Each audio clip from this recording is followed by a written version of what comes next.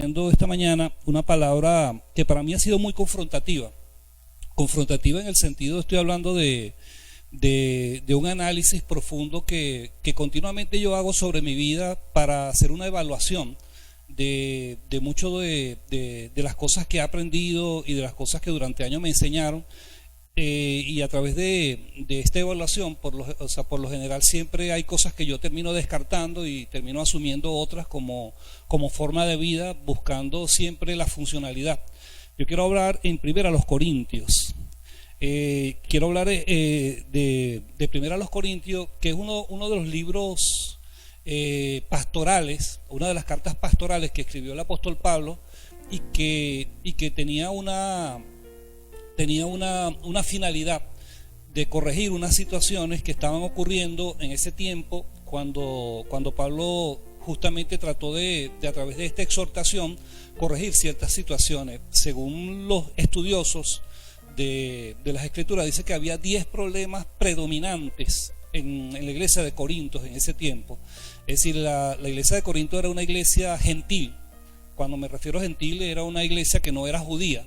Era una iglesia que era griega y que por sus costumbres y por su propia tradición era una iglesia que tenía ciertas inclinaciones a hacer cosas que iban contra la palabra, y que a pesar de que ellos recibieron la palabra, ellos mantuvieron ciertas posiciones que no quisieron cambiar, y que eso a la postrera, o sea, a la final del camino, terminó trayendo problemas muy fuertes dentro de la congregación, de forma tal que había fornicación, había adulterio, había divisiones dentro de la iglesia, había inclusive incesto dentro de la iglesia, porque había una persona que dice que tenía relaciones sexuales con su propia madrastra, de forma tal que el capítulo 5 de Primera a los Corintios da una fuerte reprensión a esta persona.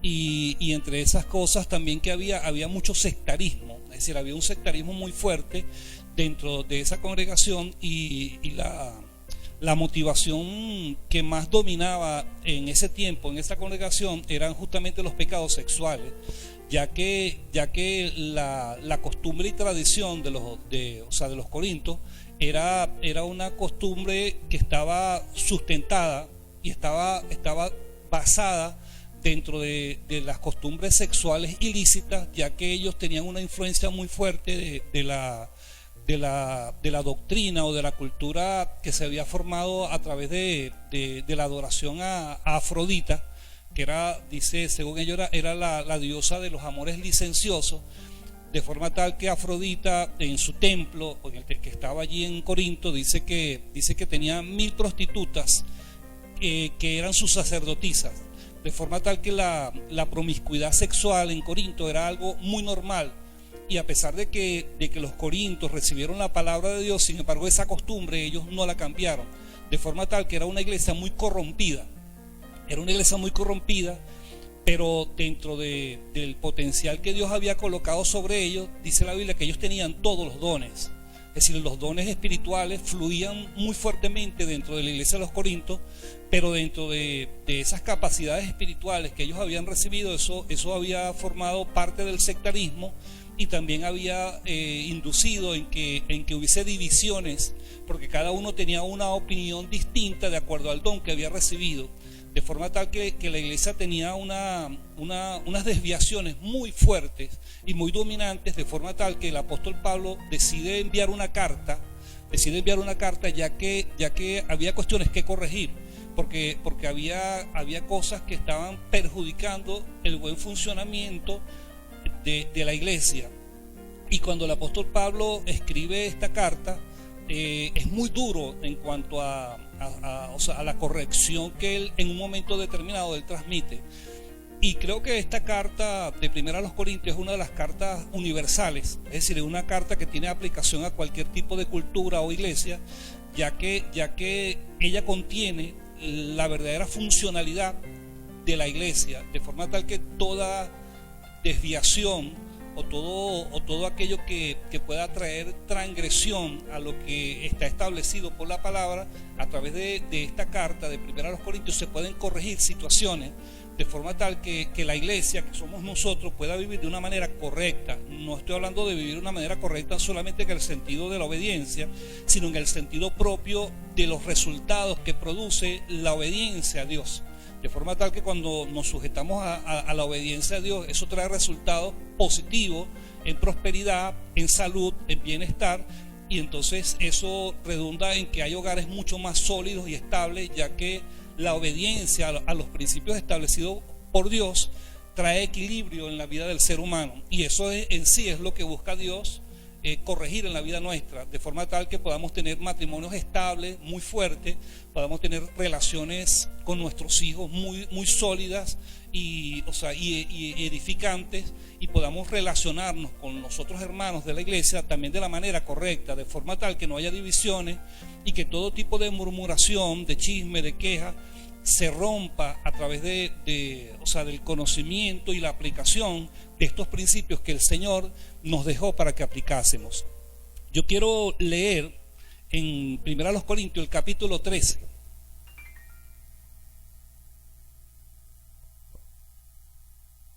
El capítulo 13 de 1 Corintios es parte de la corrección que el apóstol Pablo justamente hace por las desviaciones que había en un momento determinado y la concepción, es decir, la forma de pensar que tenían ellos, creyendo que lo que ellos estaban haciendo basado en los dones y en las motivaciones que los movían a ellos eran correctos. Y el apóstol Pablo utiliza esta carta que me parece extraordinaria. Yo nunca he enseñado sobre ella, creo que es la primera vez que voy a hablar sobre ella, porque a mí ha sido una de las personas que me ha costado mucho hablar sobre el amor, y esta carta justamente tiene una proyección hacia el amor y habla cosas extraordinarias, de forma tal que a mí me confrontó de manera muy profunda creo que durante 2 o 3 semanas que he estado indagando, escudriñando y leyendo. Y fíjense lo que dice acá.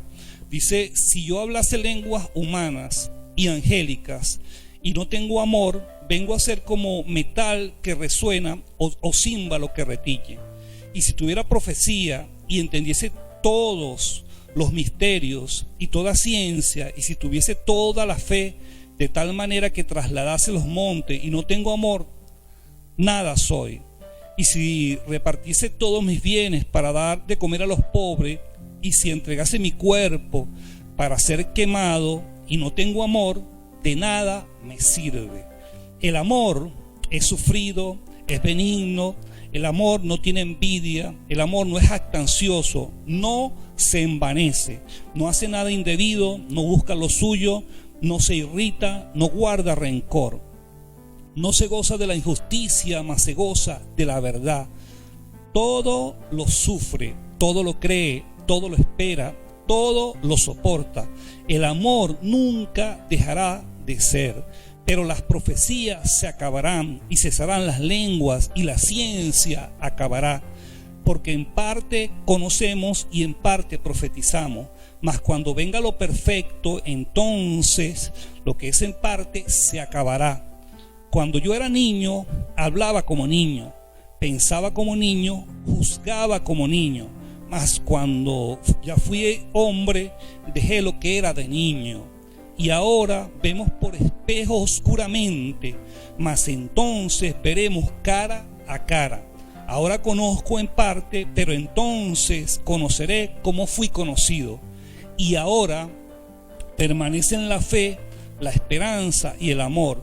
Estos 3, pero el mayor de ellos es el amor. Extraordinario este texto de las Escrituras, extraordinario, y no solamente extraordinario como principio, sino que confrontativo, porque secularmente a nosotros nos enseñó el sistema una forma de amor totalmente basado en los sentimientos.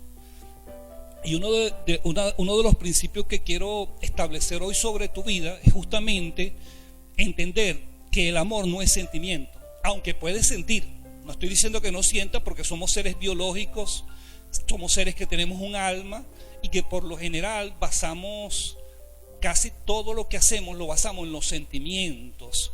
Mas quiero decirte que el amor es algo que viene del espíritu. De hecho me impresionó, porque la palabra que emplea aquí Pablo cuando se refiere o sea, al amor es la palabra ágape, que es una palabra que en la época en que Pablo le tocó su ministerio, le tocó ministrar la palabra, dice que era una palabra que no era conocida en ese tiempo, porque la palabra que se conocía como amor tenía algunas definiciones distintas en cuanto a lo que se conocía. Porque, por ejemplo, la palabra amor tiene varias definiciones.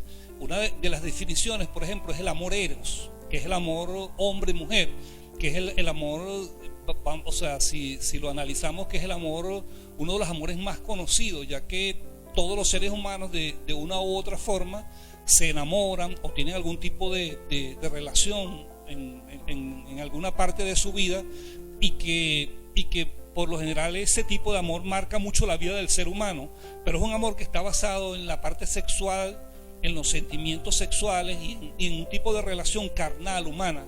Está también el amor filial, que es el amor de la familia, que es un amor también muy conocido, ya que es un amor que toda familia expresa, o sea, el amor hacia los hijos, el amor hacia los padres. Es decir, este tipo de amor también es un amor perfectamente válido porque de una u otra manera todos los seres humanos nos relacionamos desde que nacemos con una familia, y ese tipo de relación, sin embargo, a lo largo de la historia, es decir, tanto el amor eros como el amor filial, que son los amores más conocidos o los más practicados, sin embargo hemos visto que son amores imperfectos. ¿Por qué digo que son amores imperfectos? Porque hoy día nosotros podemos ver que hay padres que han matado a los hijos, o hijos que han matado a los propios padres. Hay padres que maltratan a los hijos, inclusive ni siquiera a veces tienen amor filial por el hijo, sino que simplemente desde un inicio lo rechazan. Y el amor eros también ocurre lo mismo. Es decir, el amor eros, mientras la parte biológica de los practicantes esté unida, por lo general siempre hay una compatibilidad en cuanto al tema, pero en lo que hay una diferencia, por lo general esa relación se rompe, ya que está basado en un amor sentimental, un amor biológico que está simplemente relacionado por ese tipo de atracción. Pero cuando se manifiesta nuestro Señor Jesucristo, y en la cruz del Calvario, él da su vida, Él muestra un tipo de amor distinto. Y es extraordinario, porque cuando tú analizas las Escrituras, sobre todo el Nuevo Testamento, porque en el Antiguo Testamento o el Antiguo Pacto se nombra muy poco el amor. Más que todo el amor que se nombra es el que acabo de decirles, y que está siempre relacionado al hombre y a la mujer o a la familia, pero que no está por lo general relacionado dentro de una afinidad espiritual. Y que cuando Jesús comenzó su ministerio, él comenzó a manifestar este tipo de amor, el amor ágape, es decir, un amor que no estaba basado en los sentimientos, sino estaba basado en una motivación espiritual que iba mucho más allá de la parte biológica. Y de eso quiero hablar este día. Quiero hablar de este día porque para mí ha sido muy confrontativo poder entender esto. Y durante años, mira, te lo puedo decir, durante años he tratado de entenderlo. Porque es decir, el amor ágape, es un amor que es inefable. Cuando te digo que es inefable, es un amor que es inentendible a la manera humana. Es decir, si Dios no te lo revela por el Espíritu, es imposible que tú puedas entenderlo. De hecho, hay un texto de las Escrituras que cuando Jesús tenía de repente una conversación con un grupo de personas, el Señor le dijo a ellos: yo entiendo que no hay amor de Dios en ustedes. Es decir, Jesús sabía que el ser humano, en la época que él le correspondió su ministerio, no tenía amor de Dios. Es decir, no era que no lo tenía solamente como un recipiente de algo, sino que simple y llanamente todavía ese amor no se había expresado entregando su vida, porque ese amor lo representa a él.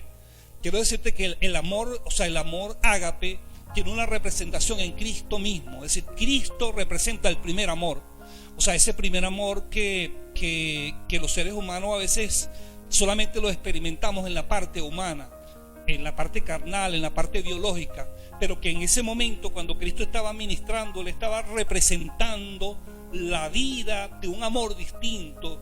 y que no estaba basado dentro de la categoría conocida en aquel tiempo, de forma tal que cuando Pedro dice que lo abandona y lo niega, hay una de las cartas escritas en el Evangelio que dice que el Señor fue a buscar a Pedro allí, y Pedro estaba allí, estaba pescando, y cuando el Señor llama a Pedro, le dice en 3 oportunidades, que fueron las 3 oportunidades que Pedro lo negó, el Señor le dice: Pedro, me amas, o sea, me ágape. Es decir, él no dijo: Pedro, amas. Es decir, no dijo: Pedro, tienes amor. No dijo: Pedro, me amas. ¿Por qué le dijo: Pedro, me amas? Porque él representaba a Dios mismo, y él era esa naturaleza nueva que quería manifestarse en la humanidad para mostrar que el hombre podía tener motivaciones totalmente distintas. ¿Qué te parece, pastora? Es impresionante poder entender y discernir la diferencia entre el amor del Espíritu, el amor de Dios, al amor humano. Y me llama la atención en esa investigación que hiciste que hasta ese momento no se había utilizado esa palabra ágape, porque el hombre había conocido el amor eros, el amor a su esposa, el amor pasional, el amor que viene por los sentidos, el amor que viene por los sentimientos, porque todos tenemos sentimientos. Los seres humanos tenemos sentimientos, somos, y tenemos emociones. Somos seres biológicos. Y tenemos emociones porque somos seres biológicos. Y también había experimentado el amor filial. Exacto. El amor por los hijos, el amor por aquel que comparte la comida. Es bien interesante cuando Pablo utiliza en sus escritos precisamente una palabra no conocida para que pudieran entender y ver que no estaba hablando de lo mismo, que no era que la gente iba a decir: ah, sí, entonces, bueno, es esto, sino que estaba hablando de algo nuevo, de algo diferente, manifestado a través de la persona de Cristo. Exacto. Pero como tú también lo estabas diciendo ahorita, cuando él le dice: Pedro, me amas, es porque él representaba a Dios. Exacto. Y no sé si hasta ese momento, porque no lo sé, y a lo mejor tú lo podrías explicar mejor, si había sido derramado el amor de Dios en el hombre, porque Cristo representaba el amor, ese amor de Dios. Estaba envasado allí en Cristo mismo. Es decir, Cristo era la personificación viva de la naturaleza de Dios.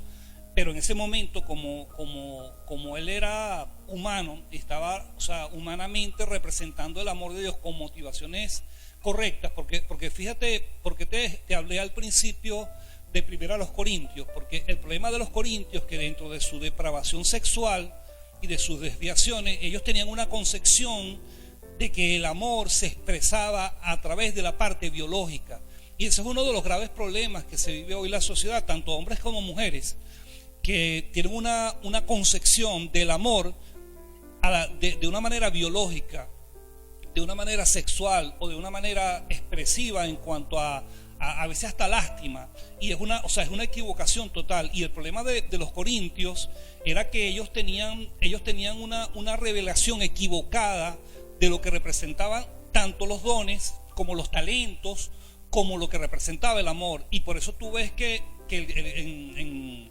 1 Corintios capítulo 12 Pablo habla de los dones espirituales y muestra la importancia de los dones y la funcionalidad de cada uno de ellos y lo que ellos representaban. Pero él también muestra en el capítulo 13 que eso acabaría, que no concentraran tanto sus esfuerzos en los dones espirituales y en las manifestaciones de los regalos de Dios, sino que entendieran que había algo que era superior. Y yo creo que, para mí, una de las enseñanzas más fuertes que yo he entendido durante esta última etapa ha sido poder ver y poder entender lo que representa este amor. Y en mi evaluación continua que hago, sobre todo en esta última etapa donde tenemos este tipo de confinamiento en nuestras casas, y que nosotros podemos perder el tiempo o podemos también dedicarle tiempo a leer y a escudriñar y a buscar y a indagar, para conocer verdades profundas de Dios. Escudriñando yo todo esto me di cuenta, y le decía a mi esposa, y lo reconozco hoy delante de todos ustedes, que muchas de las motivaciones que me movieron a mí a lo largo de muchos años sirviéndole a Dios fueron motivaciones equivocadas, porque durante muchos años a mí me enseñaron que yo tenía, por ejemplo, que salir a la calle a predicar. Y yo en momentos determinados, mi interpretación personal fue trabajo. Y yo lo vi como un trabajo. Lo vi como un trabajo, inclusive reuniones de oración. O sea, eso representa, en muchos de nosotros, representa simplemente un esfuerzo religioso para tratar de agradarle a Dios. Y durante muchos años lo hice. Y yo hoy tengo que reconocer que las motivaciones que yo tuve a lo largo de muchos años nunca fueron las motivaciones correctas, porque nunca estuvieron cargadas del amor. Y aquí como nos enseña las Escrituras, dice que tú puedes dar tu cuerpo para que sea quemado, es decir, te puedes sacrificar, pero si tú lo haces sin amor, que es algo que suena impresionante, si tú lo haces sin amor, dice que de nada sirve. De hecho, el Señor dio su cuerpo. Exacto, entonces, pero él tenía la motivación correcta. Y en este tiempo, por ejemplo, de confinamiento en el mundo, donde hoy día hay cientos de miles de pastores que están invocando, están clamando para que las iglesias puedan reunirse, yo hacía una evaluación y yo pensaba, ¿cuáles son las verdaderas motivaciones, pastor, apóstol, ministro, que te están moviendo para que tú abras la congregación? Yo creo que Dios te está instando y que Dios te está exhortando a que tú hagas una evaluación de cuáles son tus motivaciones. Porque si tus motivaciones son simplemente por el activismo religioso, por la costumbre o por una necesidad económica, yo quiero decirte hoy que tienes una motivación equivocada y que Dios no va a oír tu oración, porque cuando tu motivación es equivocada, es una motivación egoísta que sale del corazón nuestro. Y por lo general, por eso la mayoría de nosotros a veces no vemos resultados en la iglesia, porque las motivaciones son incorrectas. Entonces, hoy día que nosotros estamos viendo todo esto, yo como ministro de muchos años, yo tengo que reconocer que muchas de las cosas que yo hice, que en la parte religiosa tienen mérito, pero en la parte espiritual yo hoy entiendo que no estuvieron motivadas de manera correcta. Porque fíjate lo que dice las Escrituras allí en el libro de Apocalipsis, capítulo 2. Quiero leerlo brevemente para ubicarnos de repente dentro de una etapa también de la iglesia, pero ya revelada al apóstol Juan. El capítulo 2, voy a leer dos versículos, perdón. Dice el capítulo 2, dice el verso 1, dice: escribe al ángel de la iglesia en Éfeso, el que tiene las 7 estrellas en su diestra, el que anda en medio de los 7 candeleros de oro, dice esto: yo conozco tus obras, es decir, trabajo, y tu arduo trabajo, y tu paciencia, y que no puedes soportar a los malos, y has probado a los que dicen ser apóstoles y no lo son, y los has hallado mentirosos, y has sufrido y has tenido paciencia y has trabajado arduamente por amor de mi nombre y no has desmayado.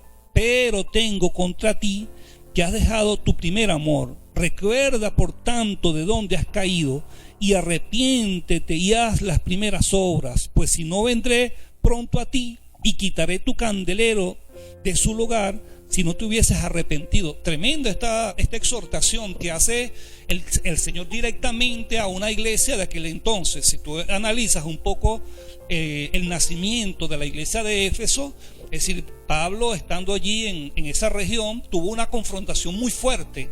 En ese momento tuvo una confrontación muy fuerte y de hecho trataron de matarlo a Pablo. Esa iglesia nació en medio de una persecución, pero también Pablo estuvo, creo que 3 años allí en esa región, y Pablo dice que trabajó y dice que, logró que el evangelio se estableciese allí.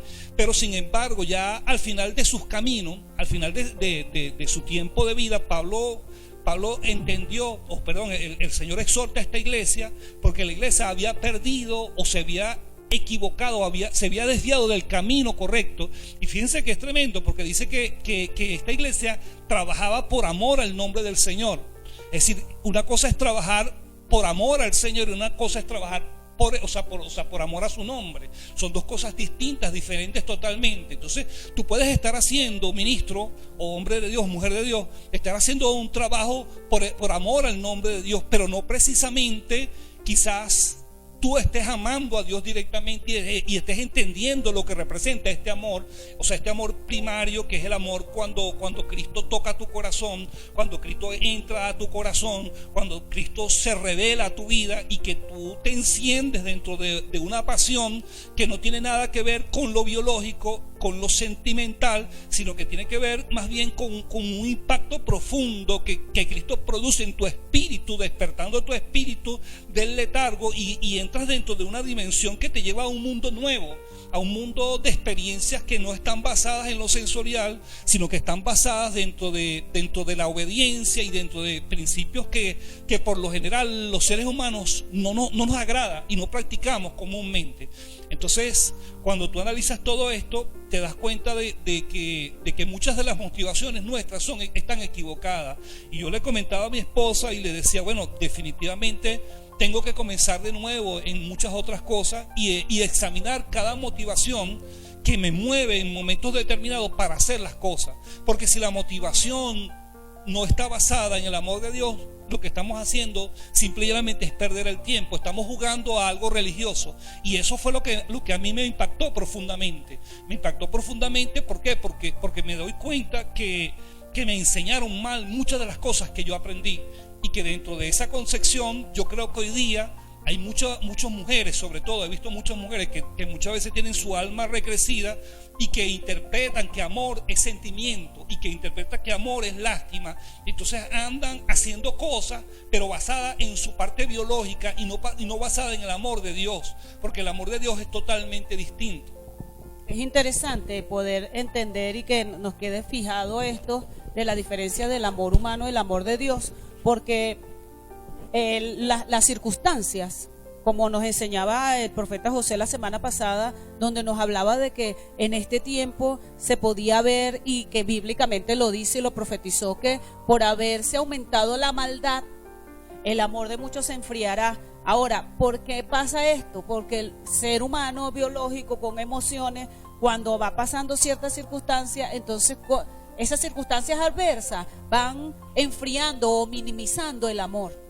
El amor, pero ¿cuál amor? El amor humano, porque en Dios no es así, porque Dios no tiene amor, Dios es amor, y como Dios es amor, entonces Él ama siempre, constantemente. Y yo creo que cuando describe aquí en 1 Corintios, describe eso, que es un amor que está, que no se acaba, que no se termina, que permanece para siempre. Y claro, tú lo ves en tu naturaleza humana y tú dices, bueno, yo amo mientras las circunstancias las condiciones se den para amar, porque lo concebimos como el amor sentimental, pero esto es un amor espiritual. Es un amor espiritual que se nos ha sido otorgado a través de Cristo en el sacrificio de Jesús.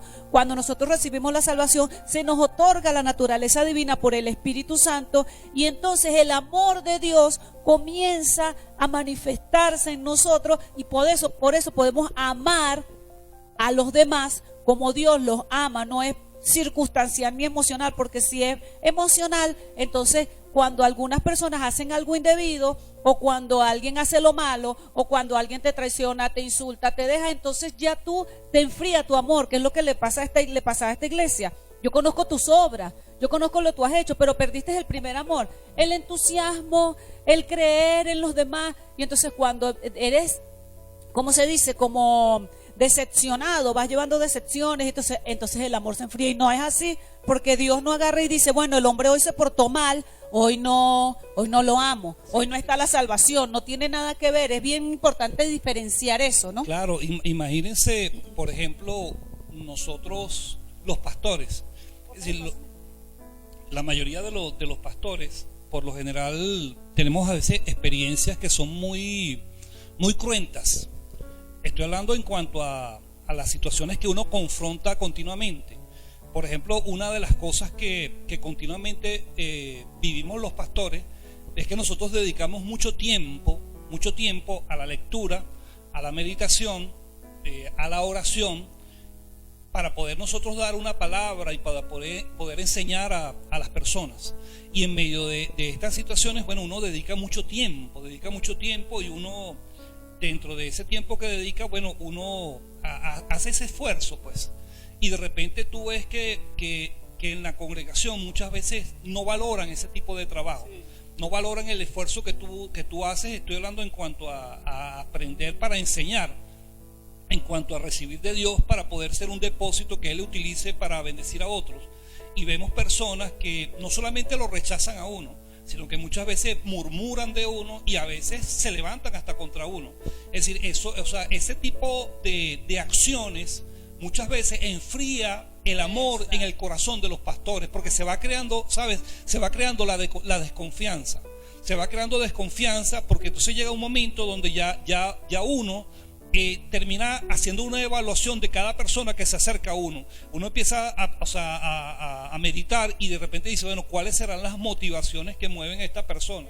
Entonces a eso aunado, de repente rebeliones que se levantan contra el pastor, personas que a veces no entienden que lo que uno dedica en cuanto a tiempo, lectura y oración, para poder enseñar a otros, no entienden eso y no valoran eso y toman algo como algo superficial y no honran muchas veces el trabajo que uno hace, sino que te desprecian. Entonces eso también va causando a veces de repente heridas dentro del corazón de los ministros que van haciendo que la persona comience a enfriarse en su amor. No, situaciones como por ejemplo cuando viene alguien a la iglesia con una enfermedad, con una necesidad y se ora y Dios hace un milagro y después la gente no regresa más. Exacto. Ver el desagradecimiento, oye, a uno se le entristece el corazón, las emociones de uno se conmueven y uno siente, oye, que la gente es malagradecida y eso enfría ese amor. Porque uno tiene una parte biológica.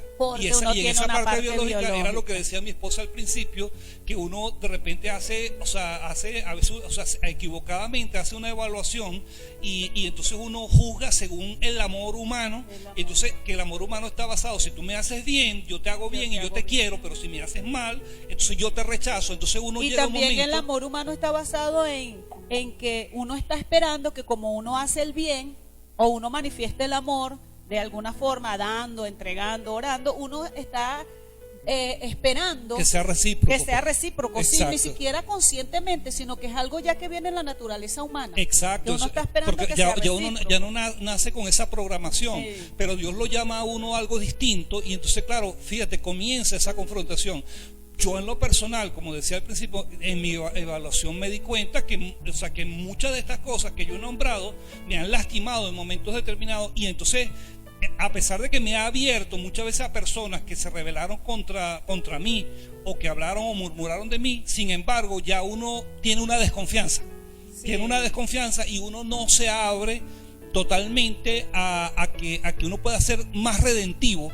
¿Por qué? Porque uno está lastimado muchas veces por este tipo de acciones, porque son muchas las cosas que el pastor enfrenta continuamente, y este mensaje yo lo envío a los pastores sobre todo y a las personas que han sido lastimadas, porque sé que todo este tipo de cosas pasa, continuamente pasa y muchas veces callamos, pero dentro de ese silencio simplemente lo que hacemos es cubrirnos dentro de nuestra propia lógica y pensamiento, y entonces comenzamos a crear barreras que en situaciones de repente van haciendo que el amor se enfríe. Por eso la Biblia dice claramente que en los tiempos postreros, como la maldad habrá aumentado, es decir, la gente será más perversa, será más codiciosa, más avariciosa. Es decir, cuando te nombro codicia y avaricia, es que la gente no valora lo espiritual, sino que solamente valora lo económico, y que entonces te ve muchas veces como un instrumento solamente para que tú ores por ellos, para que le vaya bien, pero no son recíprocos en cuanto a la parte económica, y entonces las personas se cierran y no entienden cómo funcionan los dones espirituales, y entonces eso también crea muchas veces desconfianza en las personas, y eso hace que el ministro muchas veces se retraiga de tal manera que termine siendo un ministro carnal, porque quiero decirte que tú puedes tener un amor humano, un amor biológico hacia las personas y amarlas según las conveniencias de lo que ellos hagan, y entonces uno juzga que ese amor es el amor de Dios.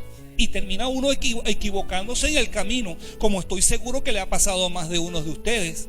Entonces yo creo que es tiempo de corregir situaciones, y quiero nombrar algunas cosas. No sé qué tiempo llevo, pero quiero nombrar algunas cosas que me parecen bien interesantes tomar en cuenta. Porque fíjense que, por ejemplo, el apóstol Pablo dice, por ejemplo, dice: si yo hablase lenguas humanas y angélicas y no tengo amor, vengo a ser como metal que resuena o címbalo que retiñe. Es decir, que en pocas palabras, las lenguas espirituales y humanas, es decir, no te hacen un ser más espiritual. Dice: y si tuviese profecía, a los que se ufanan de la profecía y entendiese todos los misterios y toda ciencia, y si tuviese toda la fe de tal manera que trasladase los montes y no tengo amor, nada soy. Dice luego: y si repartiese todos mis bienes para dar de comer a los pobres, y si entregase mi cuerpo para ser quemado y no tengo amor, de nada me sirve. Fíjense que hoy día, por ejemplo, y yo de verdad admiro mucho a los pastores que tienen la motivación de darle alimento a las personas necesitadas, y me parece extraordinario, pero yo hoy entiendo que si la motivación es incorrecta, hermanos, tiene que corregir. O sea, si tu motivación de predicar el evangelio a los necesitados y darle comida es solamente para que tu iglesia crezca, porque fíjense que todos los que hemos participado en iglesias que hablan de crecimiento, de células y todo esto, las motivaciones primarias de todos los pastores es crecimiento. Y ese es uno de los graves problemas. Por eso la iglesia está tan contaminada en esas áreas, porque crecimiento numérico, porque hay que entender esto, la diferencia entre lo que es el desear y el anhelar, que mucha gente sea salva y que mucha gente se transforme y convierta su vida a un crecimiento numérico que te lleva a un éxito humano. Exacto, entonces las motivaciones son incorrectas. Dice luego, el amor es sufrido. Fíjense que una de las características extraordinarias, y quería como que retroceder un poquito, porque allí cuando Juan escribe su carta, creo que el capítulo 3 o capítulo 4, cuando está hablando, termina de hablar con Nicodemo, el escritor allí escribe: porque de tal manera amó Dios al mundo, que ha dado su Hijo unigénito, para que todo aquel que en Él cree no se pierda, mas tenga vida eterna. Es decir, en pocas palabras, el fundamento principal del amor es la entrega.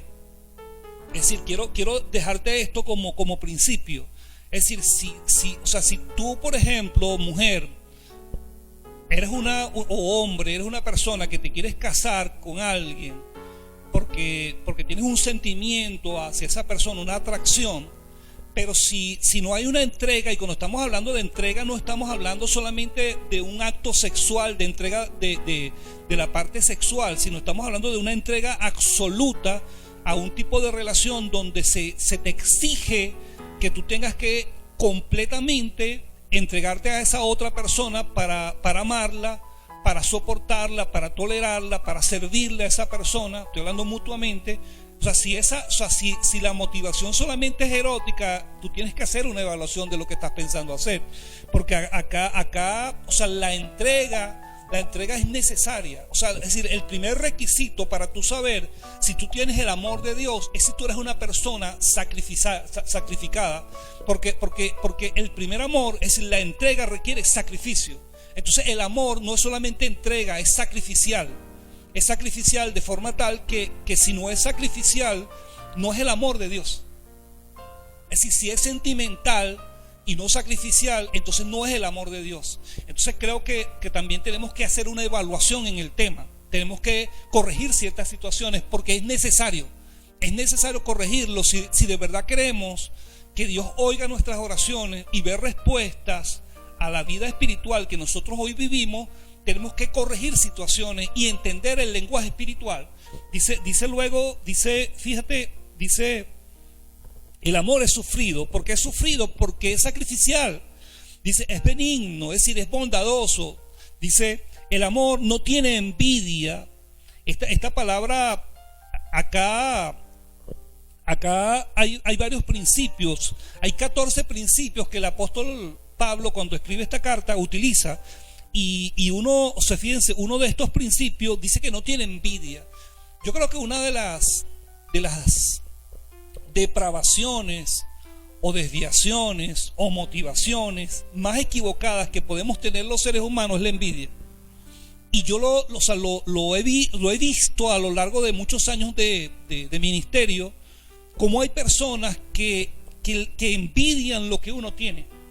Personas que envidian tu prosperidad, que envidian tu crecimiento, que inclusive te tienen envidia, no porque tengas una iglesia de miles de personas, puedes tener una iglesia de 5 personas y hay personas que te tengan envidia. Porque no te envidian solamente por lo que tú tienes, sino por lo que tú representas espiritualmente. Y esas motivaciones de envidia son terribles, porque la envidia tú no la planificas. La envidia tú no la planificas, ni tú dices, bueno, yo soy envidioso porque yo quiero ser envidioso. No. Es decir, es un sentimiento que sale de lo más profundo de tu alma, no de tu espíritu, de tu alma, que cuando ves que alguien tiene algo que tú no tienes, inmediatamente eso sale, así tú no quieres que salga. Y yo creo que es una buena señal, porque creo que un verdadero motivo de oración en tu vida tendría que ser que Dios quite la envidia de tu corazón. Sería bueno recalcar un poquito más sobre la envidia, porque se ha visto mucho. La envidia crea con competitividad, o sea, competencia. Pero la envidia es una emoción, es un sentimiento. Pero fíjense que es válido y es normal que una persona tenga deseos de superación, deseos de mejorar, y que cuando, por ejemplo, ve algo por la vista, por los sentidos, le agrade y le guste. Cuando se convierte en envidia, cuando la persona es capaz de hacer cualquier cosa para obtener eso que desea, o cuando la persona, si no lo tiene, lo quiere destruir.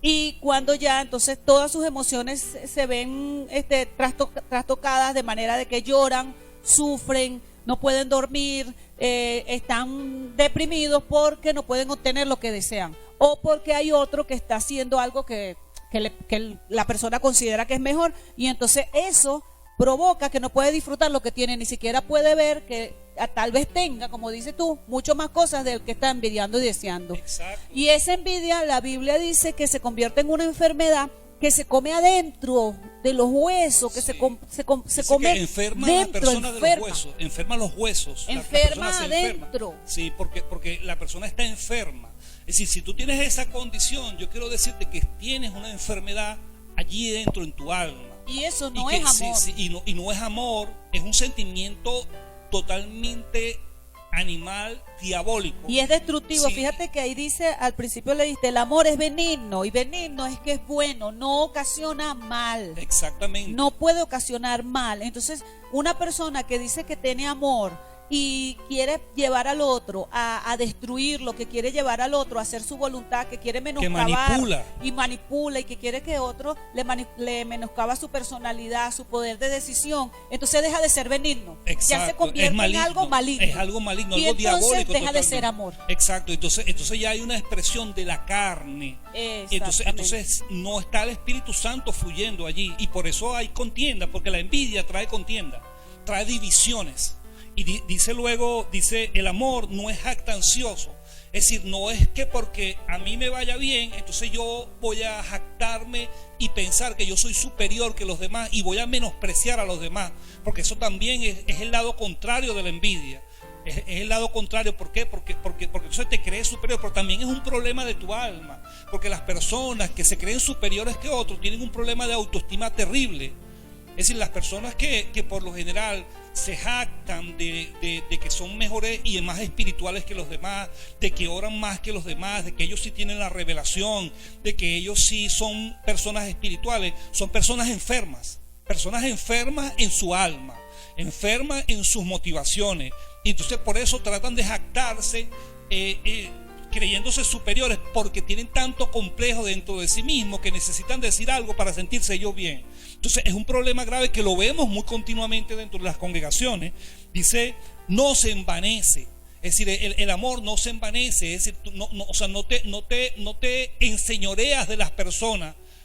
Hay líderes y mujeres y hombres de Dios que creen que la gente son de ellos, que la iglesia, que las personas son de ellos, de forma tal que se meten en su vida, que quieren manipular la vida de los demás y se levantan envaneciéndose contra esas personas, tratando de dominarlo en todas las áreas de su vida. Quiero decirte que si esa es tu condición, también tienes un problema en tu alma.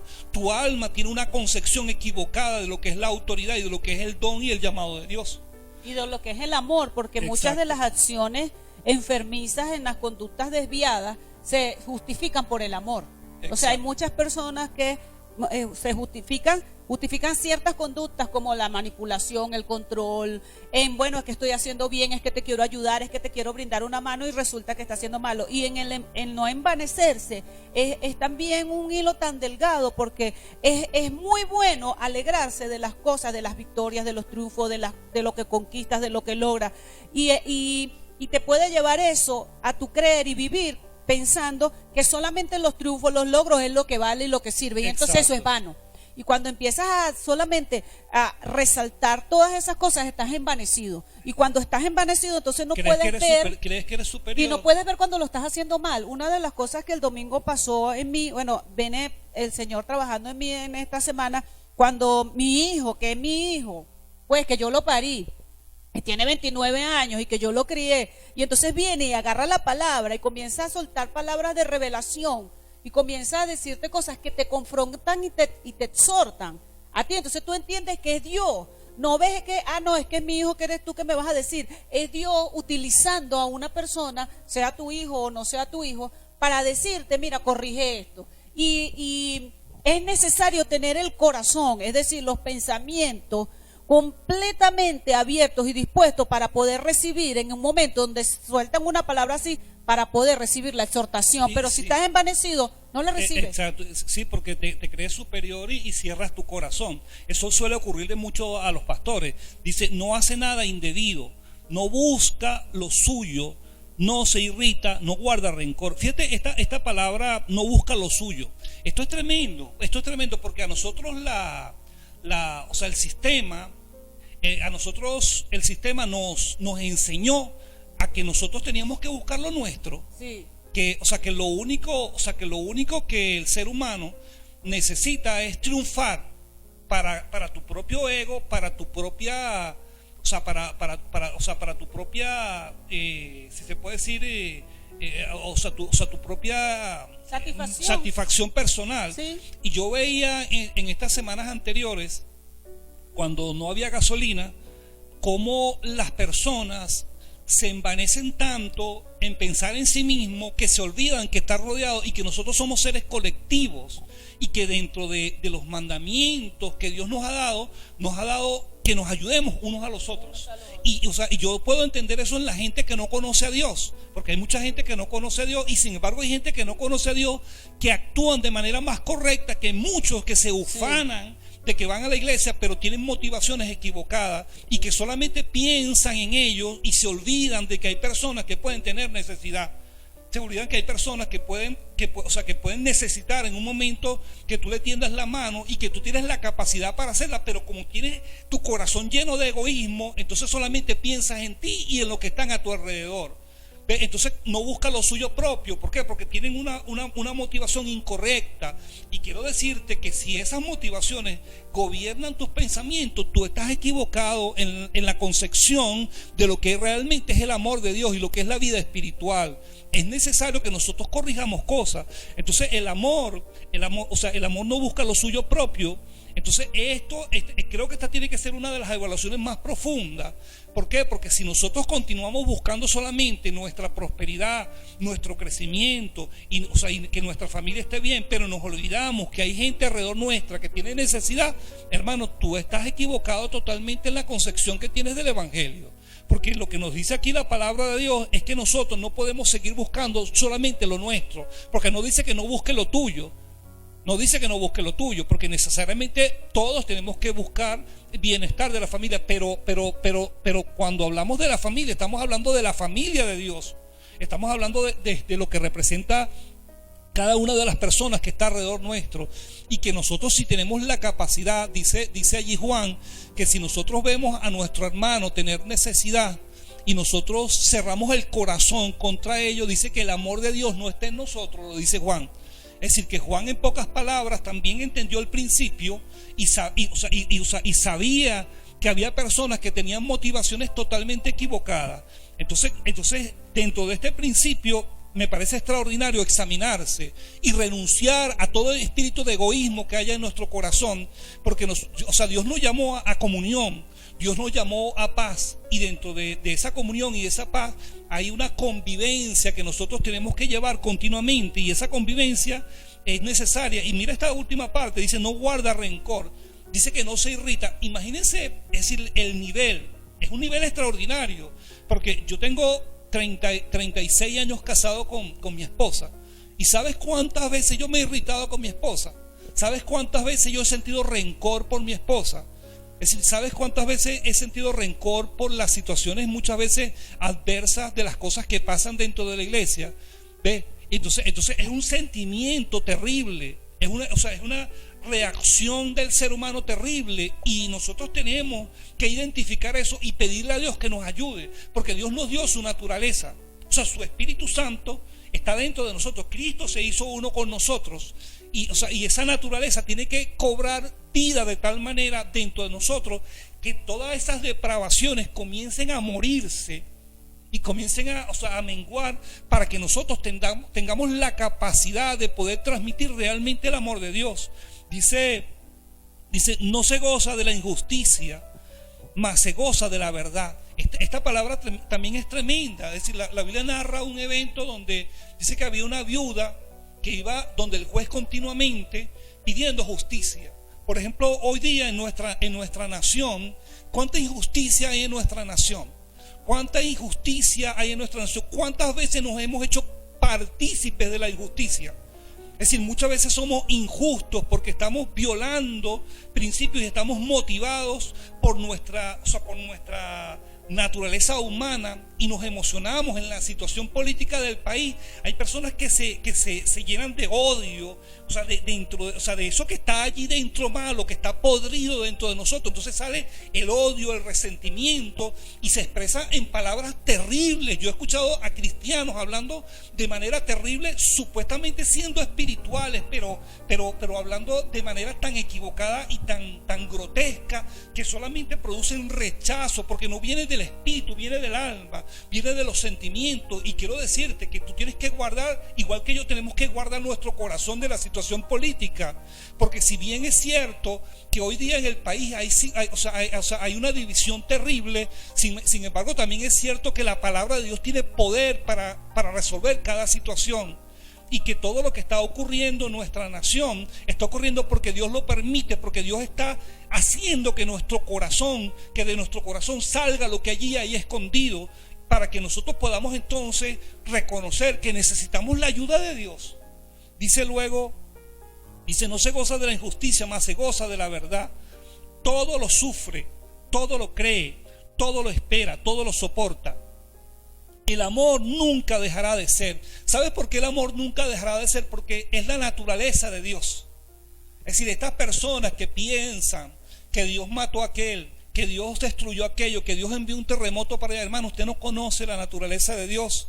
Cuando los apóstoles se acercaron en un momento determinado al Señor Jesús y le dijeron: Señor, ¿quiere que hagamos descender fuego y los consuma? Y el Señor le dijo: tú no sabes del espíritu que eres. Les dijo, ¿por qué? Porque las motivaciones de ellos, porque en el Antiguo Testamento, el Antiguo Pacto, había motivaciones que no estaban basadas en el amor de Dios, y a ellos no les importaba. Es decir, a Eliseo no le importaba hacer descender fuego del cielo para que se consumieran las personas. No le importaba que un oso saliera y matara a unos jóvenes, no. ¿Por qué? Porque las motivaciones de ellos estaban basadas en la ley del talión. Nosotros tenemos que tener motivaciones del espíritu, y del fundamento de esas motivaciones espirituales es el amor. Entonces nosotros tenemos que reconocer esto dentro de nosotros. Dice: el amor no dejará de ser, pero las profecías se acabarán, y cesarán las lenguas, y la ciencia se acabará, porque en parte conocemos y en parte profetizamos. Mas cuando venga lo perfecto, entonces lo que es en parte se acabará. Cuando yo era niño, hablaba como niño. ¿Por qué utiliza esta palabra? Porque los niños espirituales son los que tienen un lenguaje que está totalmente desenfocado de la verdad. Dice: cuando yo era niño, hablaba como niño, pensaba como niño, juzgaba como niño, mas cuando Ya fui hombre, dejé lo que era de niño. Ahora vemos por espejo oscuramente, mas entonces veremos cara a cara. Ahora conozco en parte, pero entonces conoceré como fui conocido. Y ahora permanecen la fe, la esperanza y el amor. Estos tres, pero el mayor de ellos es el amor. Fíjate, tremendo, porque en conclusión, el apóstol Pablo entiende que los dones son importantes y él dice que tienen un tiempo de uso y una finalidad determinada, pero no juzgan tu espiritualidad. Es decir, tú puedes orar por alguien, puede ocurrir un milagro y sin embargo el amor de Dios no estará allí. Tú puedes predicar la palabra a miles de personas y sin embargo el amor de Dios no estará allí. Tú puedes hablar en lenguas espirituales y puedes temblar y puedes zapatear y puedes hacer lo que tú quieras, danzar, pero si tu corazón no está lleno del amor de Dios, entonces tú estás totalmente desenfocado de la verdad de Dios. Y mira la palabra que dice el verso 13, dice y ahora, es decir, ahora, una palabra que está en presente continuo. Es decir, una palabra que en la eternidad va a tener la misma vigencia que tiene hoy 2020. O sea, una palabra que tiene tanto poder. Dice, ahora permanece en la fe, que venimos hablando de la fe desde hace varias semanas y que vamos a seguir cimentando esto también del amor y de la esperanza, porque sabemos que lo único que nos va a sostener a nosotros en este tiempo de confrontación a nivel mundial van a ser estos tres principios. O sea, no te va a sostener el hablar en lengua, no te va a sostener en entregar tu cuerpo para ser sacrificado, te va a sostener la fe, la esperanza y el amor, porque a través de ella tú vas a poder fluir en los demás dones con las motivaciones correctas y con el respaldo de Dios. Porque aquí el problema de muchos pastores que hoy están pasando necesidad y que están pasando vicisitudes y que están pasando angustia es porque no tienen las motivaciones correctas y por eso no está el respaldo de Dios. Padre, yo quiero darte gracias en esta mañana. Yo quiero, Padre Santo, bendecir a cada una de las personas que ha recibido esta palabra y las que van a recibirlo próximamente. Y quiero pedirte, Padre Santo, que a través de tu Espíritu Santo, Padre, tú nos llenes de tu amor. Porque yo sé que Cristo está en nosotros, Señor. Pero no sabemos, Señor, ni discernir ni entender el amor tuyo. Así que te pedimos que nos enseñes, Señor. Y sobre todo esas áreas oscuras que están dentro de nosotros, que están motivadas por pensamientos arraigados y equivocados, Señor, la arranque. Que esas que sean fortalezas sean destruidas totalmente y que se creen hoy, Señor, fortalezas del Espíritu, fortalezas en sabiduría, en revelación, en conocimiento, Señor, de las verdades profundas que vienen de tu naturaleza misma, Señor. Padre Santo, te lo pedimos en el nombre de Jesús. Padre, hoy establecemos en el mundo espiritual, Padre Santo, un principio, Señor, que se active a partir de hoy mismo, Señor, y es el principio del amor en nuestra nación Venezuela, el amor, Señor, en nuestra familia, el amor en la iglesia de Jesucristo, Padre Santo, el amor ágape, el amor que viene de tu presencia, el amor que puede cambiar circunstancias. Bendecimos a todas las personas que van a recibir este mensaje y oramos por tu sanidad, oramos por tu liberación, oramos por tu bendición, por tu prosperidad, para que Dios a partir de este tiempo traiga a tu vida lo mejor, para que las motivaciones que te llevan a dar, que te llevan a orar, que te llevan a hacer las cosas sean las correctas, para que el mundo del Espíritu de Dios se ponga a tu favor y podamos ver a nuestra ciudad transformada, bendecida y prosperada. Te bendigo hoy en el nombre del Padre, del Hijo y del Espíritu Santo, deseando que a partir de este momento se abra la puerta de lo mayor. Lo mayor es el amor de Dios.